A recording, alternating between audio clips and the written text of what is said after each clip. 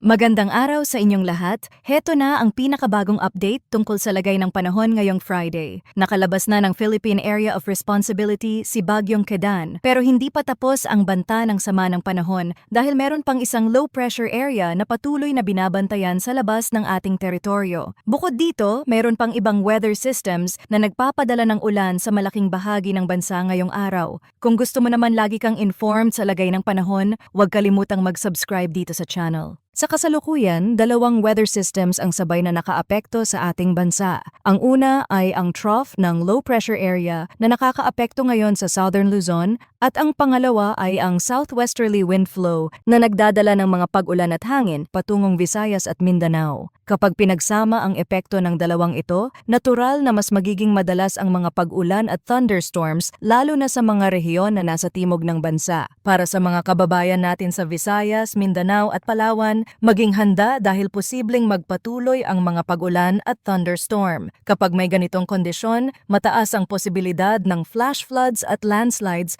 lalo na sa mga lugar na mababa o bulubundukin. Pinapayuhan ang lahat na huwag ipagsawalang bahala ang biglaang buhos ng ulan dahil kahit hindi ito bagyo, maaari itong magdulot ng malaking pinsala kung hindi paghahandaan. Samantala, sa Metro Manila, Calabar Zone, Bicol Region, Central Luzon at nalalabing bahagi ng Mimaropa, maulap din ang kalangitan na may kasamang mga pag-ulan at thunderstorms. Ito ay dahil sa extension o trough ng low pressure area. Kahit wala pang bagyo sa loob ng ating teritoryo, sapat na ang sistemang ito para magdala ng tuloy-tuloy na ulan sa malaking bahagi ng Luzon. Kaya't mahalagang maging alerto, lalo na sa mga lugar na may mahinang drainage o malapit sa ilog at bundok. Sa nalalabing bahagi ng Luzon, tulad ng Ilocos Region, Cagayan Valley at Cordillera, magiging bahagyang maulap hanggang maulap ang kalangitan na may mga localized thunderstorms. Karaniwan itong mararanasan sa hapon o gabi. Kahit panandalian lamang ang mga buhos ng ulan, hindi dapat baliwalain ang posibleng pagbaha lalo na sa mga mababang lugar sa urban area.